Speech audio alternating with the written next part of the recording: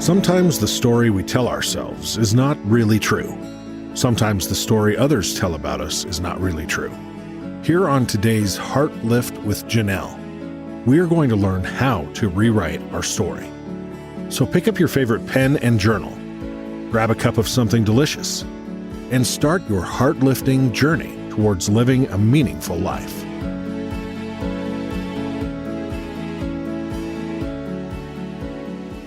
Hello and welcome to today's Heart Lift with Janell. Today is a special edition because we're here at Mother's Day weekend. And I thought last week's episode with Curtis Chang, the anxiety opportunity, was so full. It was overflowing with wisdom. And I don't know about you, but I felt like I needed a little bit of time to re-listen and to reframe my idea of anxiety and to really take to heart some of the beautiful, beautiful things that Curtis brought to our conversation and to our community. So we're just taking a pause today. I would like for you to just take a moment to catch your breath. Let's take an inhale together.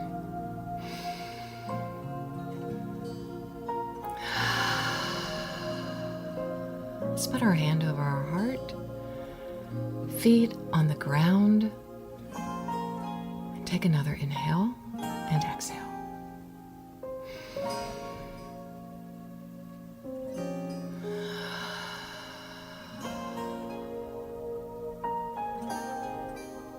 Curtis mentioned to us that we are in an anxiety epidemic. Could even call it an anxiety pandemic.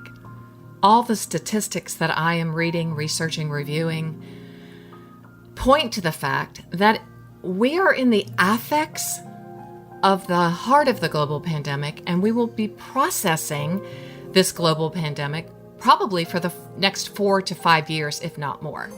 That's not my opinion, that's research.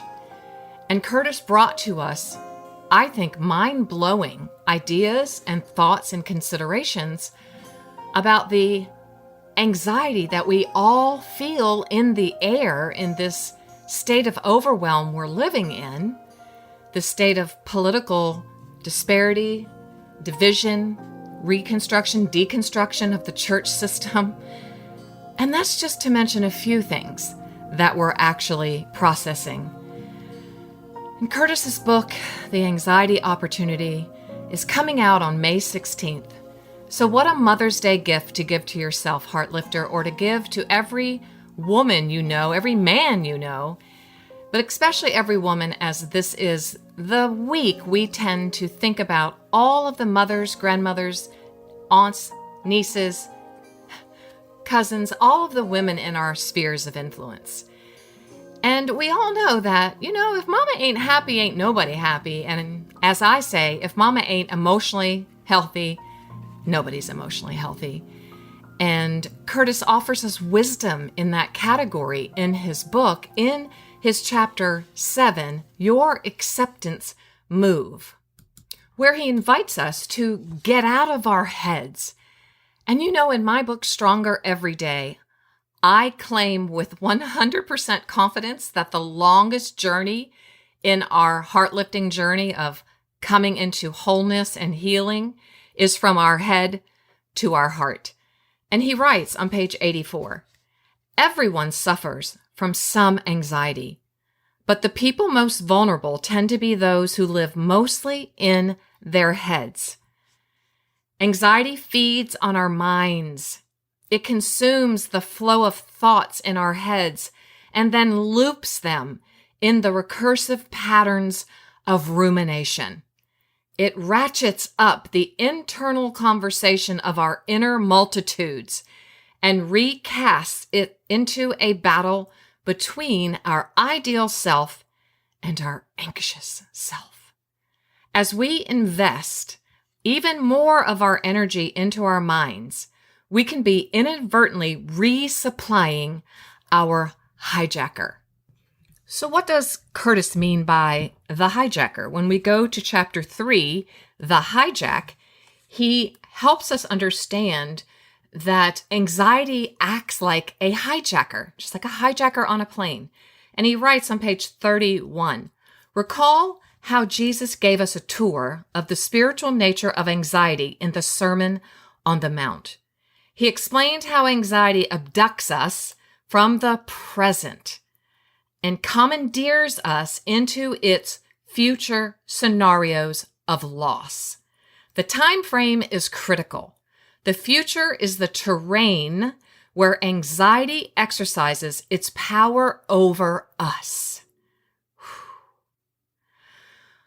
When anxiety hijacks our mind into the future, we can be tempted to think we must fight on the terrain of the hijacker's choosing. We believe we can only combat anxiety by staying in the future.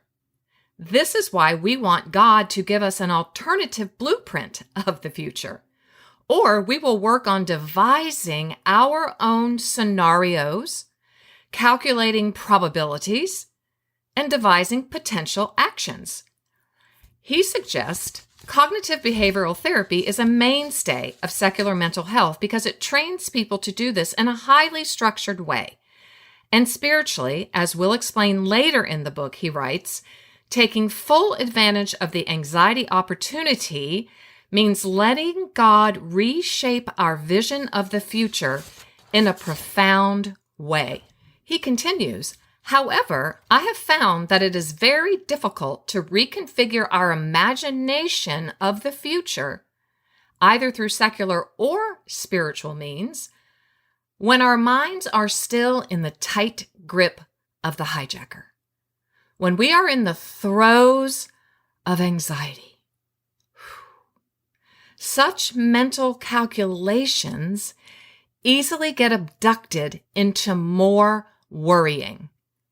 We first need a twist in the rescue plan.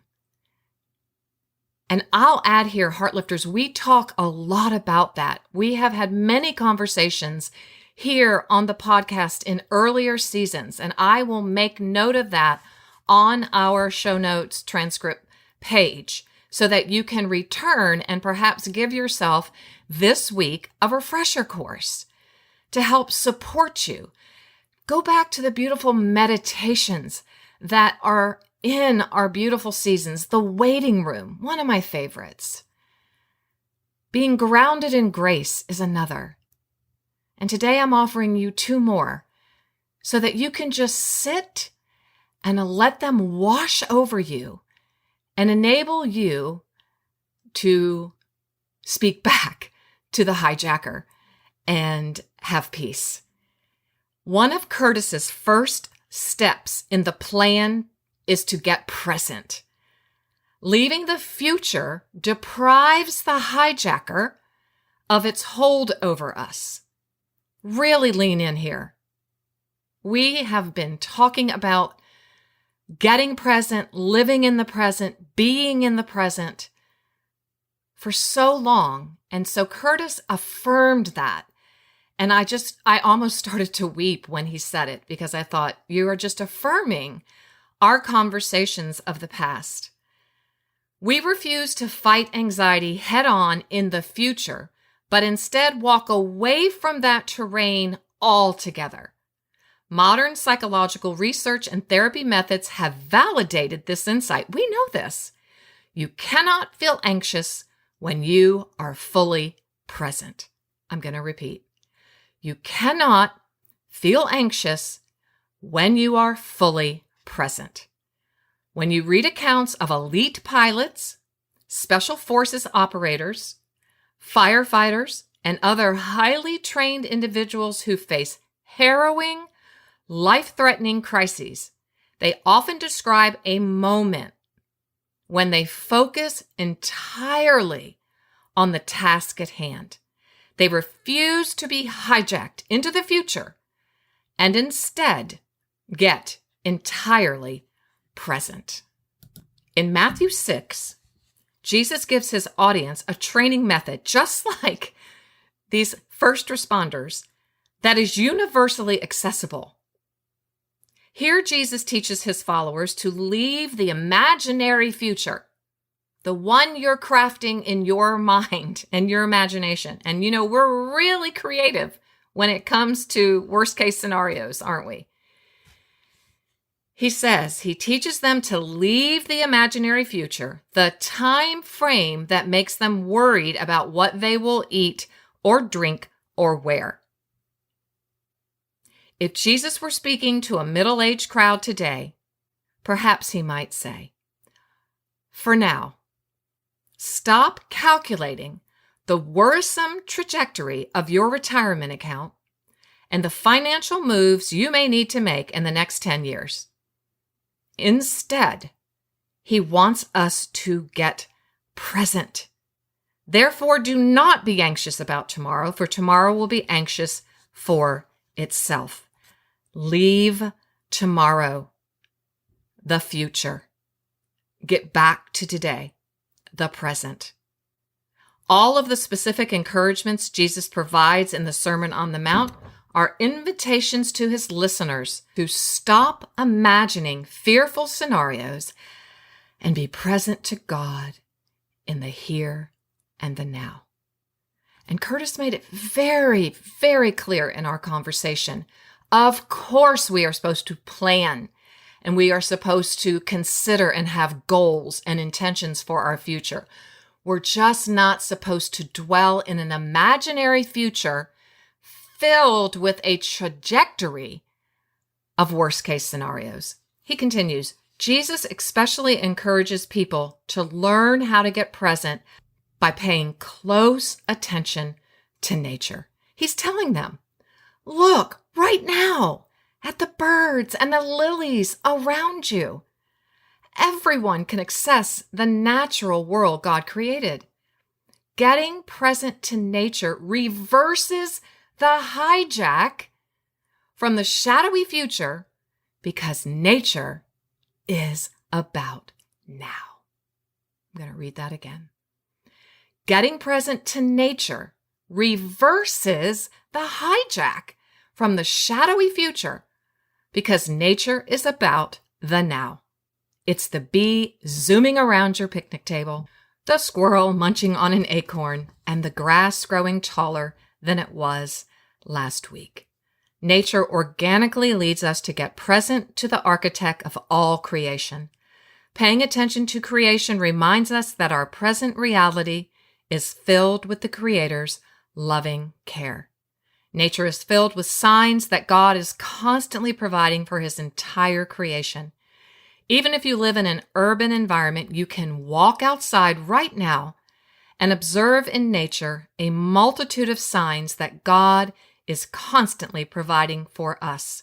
From the very air that fills our lungs with life-giving oxygen to the sun that warms our skin.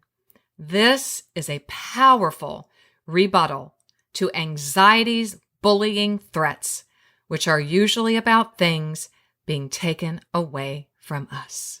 The present reality of God's creation, not the shadowy, imaginary future, is the playground the Father designed for his children, for you. The present reality is where our Father wants to take us. Heartlifters, that is the message, the gift of this week to you. Please, please take the time. Give yourself the gift of being out in your Father's playground, in nature. Just this past week, a friend of mine was going through something so difficult that when I went for a walk myself just to pray for her and to move, because that's how I help diffuse the anxiety bomb in my own body, I just went up to the beautiful tree that's in my front yard and I just put my hand on it. I know, it's a bit woo-woo, right? But I put my hand on it and I grounded myself in the beautiful lush grass that's present now in the spring here in Virginia. And I just prayed a grounding prayer for her. And in the meantime, it grounded me. Because we don't heal in isolation, we heal in community. And even though we weren't together, we were together in the spirit right there in that moment. And that's what I invite you into this week. So what I would love to do right now is give you a beautiful little meditation from Psalm 23 out of the Message Bible for you to just listen to and allow it to just pour over you like an anointing oil. And may it bring into your space, wherever you are, the beautiful fragrance of Christ. God, my shepherd, I don't need a thing. You have bedded me down in lush meadows. You find me quiet pools to drink from.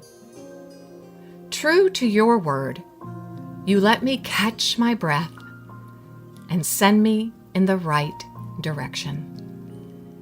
Even when the way goes through Death Valley, I'm not afraid when you walk at my side. Your trusty shepherd's crook makes me feel secure. You serve me a 6-course dinner right in front of my enemies. You revive my drooping head. My cup brims with blessing. Your beauty and love chase after me every day of my life. Yes, yes, yes. Your beauty, God, your love, Jesus, chases after me every moment of every day of my life. I'm back home in the house of God for the rest of my life. And in Lectio Divina fashion, we're going to read and listen and meditate a second time. And this time, I want you to invite in all of your senses, all 5. What do you see? What are you smelling in that green, lush pasture? What are you hearing? What are you tasting? And what are you touching? Invite your senses, quiet everything around you, maybe even go lay in the grass or sit by a lake. Or maybe if you're near a pasture, just take a walk. God, my shepherd, I don't need a thing. You have bedded me down in lush meadows. You find me quiet pools to drink from. True to your word, you let me catch my breath and send me in the right direction. Even when the way goes through Death Valley, I'm not afraid when you walk at my side. Your trusty shepherd's crook makes me feel secure. You serve me a 6-course dinner right in front of my enemies. You revive my drooping head. My cup brims with blessing. Your beauty and love chase after me every day of my life. Your beauty, God, and your love, Jesus, chase after me every day of my life. I'm back home in the house of God for the rest of my life. And as we close, I want to give you a meditative prompt that Curtis actually gave us in our conversation. He said, pause for 30 seconds and ask yourself, what do I most fear losing? A job? An experience? The regard of another? A loved one? Bring that potential loss and fear to your mind right now.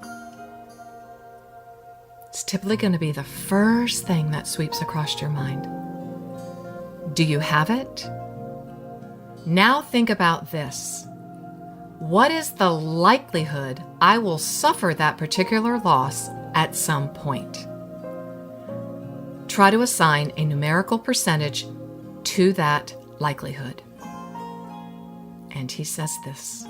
Lean in. It's a hard word. Whatever you choose, the correct answer is 100%. Whatever you love, you will lose, because you will die.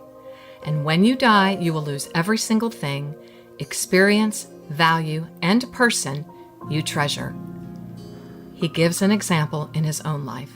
I fear losing productive activity. I'm one of those people who needs to be doing something useful all the time. Call me strange, but I'm worried about retirement. I can't imagine myself not working.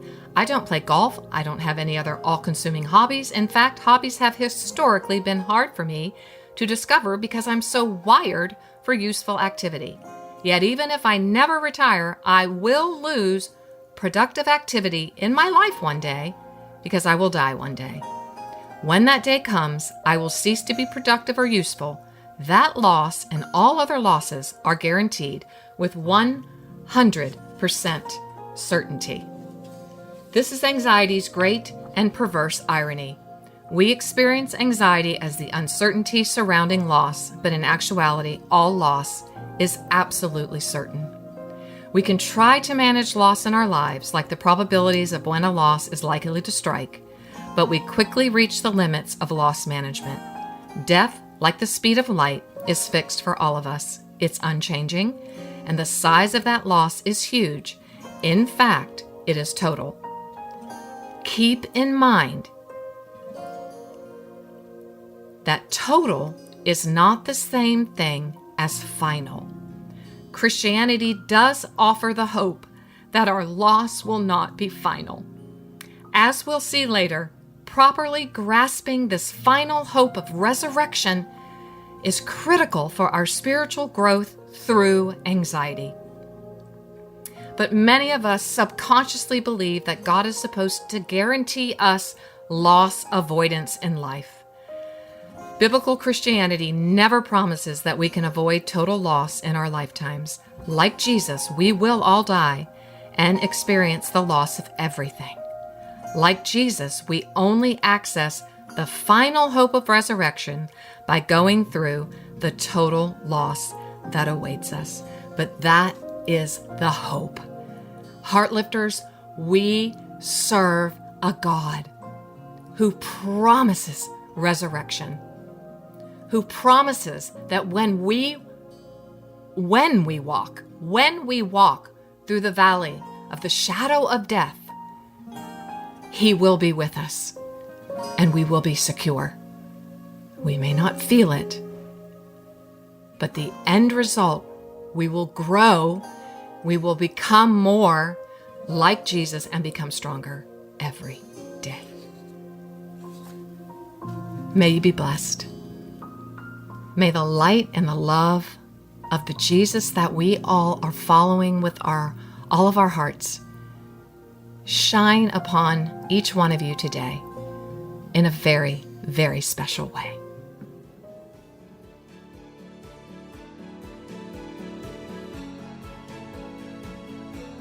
Thanks for listening today. It was great having you here. For even more great content and resources, please join the Stronger Everyday online community at janellreardon.com. Always remember, you, my friend, have value, worth, and dignity.